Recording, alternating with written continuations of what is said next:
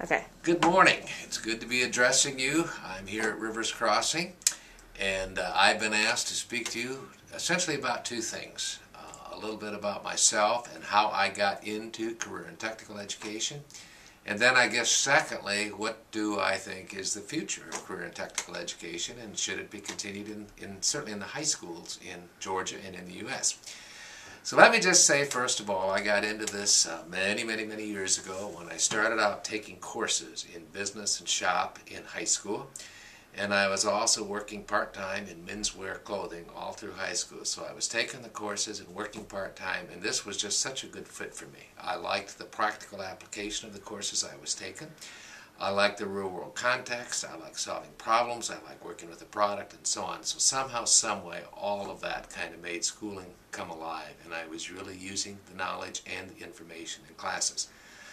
And it also provided me, along with a part-time job, an opportunity to go to college. I got a scholarship, so I went off to school, and I actually majored in business, and I picked up education credits.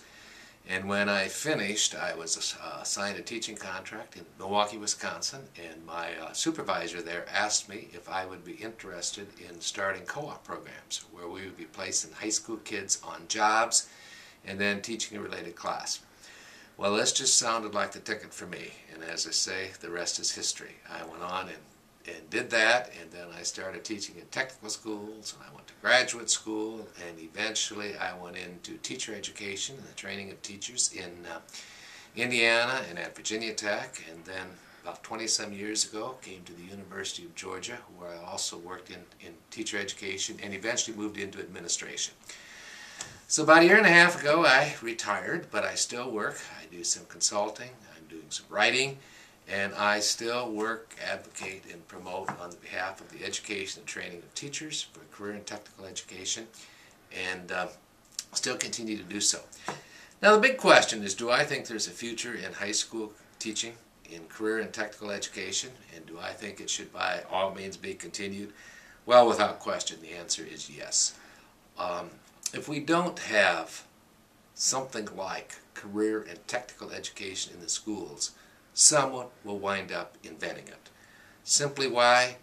Because all youngsters need some way in which to apply their knowledge, and what CTE does is bring the practical application of academic knowledge, whether it's math, science, English, and so on, into the real world in terms of problem solving, in terms of jobs, in terms of critical thinking, in terms of just simply making sense out of their whole education. Secondly, I think youngsters simply need job skills. It's a part of what we do in schools. It's a part of the purpose of public education in the United States. Part of the purpose is indeed to prepare youngsters for post-secondary education, absolutely no question. But there's also a third of youngsters who, at least when they graduate from high school, aren't going to get to post-secondary education, at least at that point in their life. And there's also huge numbers that are going to drop out. I think the practical application of career and technical education, the fact that you can learn a skill, you can get a part-time job if you have the skills, you can get a better job if you have the skills, there's plenty of data, and all of this simply begs the question that yes, indeed, it is the role of high schools to provide that to their students, and I think the parents are going to demand that, the kids are going to demand it, the public taxpayer wants to pay for that.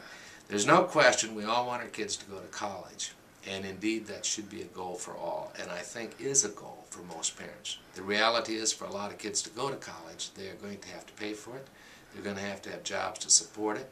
Career and technical education can provide the essential and beginning job skills to do just that, and give them a good start. And typically students who do take high school career and technical education qualify usually for better jobs, and therefore indeed can afford to go on into higher education.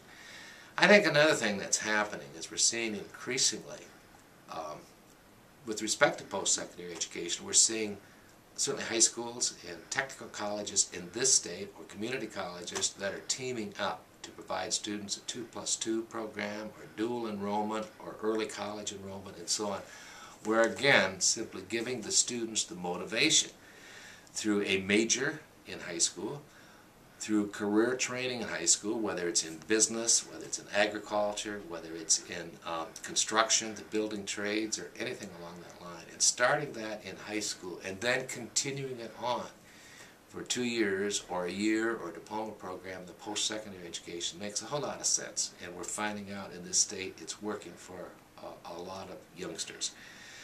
I think the other aspect of it is simply the country needs people well trained in job skills, and indeed career and technical education does just that. And it really does bring the education alive for many youngsters, plus it will give them job skills that simply are needed for them to obtain good jobs, for them to meet the needs of business and industry in this country, and to advance the whole standard of living for both the students and the whole economy. So by all means, do I think you have made a very good decision to pursue a major in some area of career and technical education with the possibility of teaching. I think I've been at this business for many, many years, many, many more than most of you were born, and let me tell you this, I had absolutely no regrets. I enjoyed every bit of it.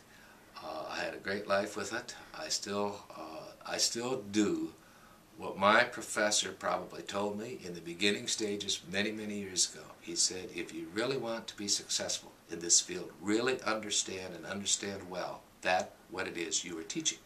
So understand your subject matter. Know it, learn it, really enjoy teaching it to others. That's a big part of it. So understanding your program and then being able to promote and advocate for it and its role and purpose in public education, and you will have a very good life in this business. So good talking to you this morning, and best wishes to all of you.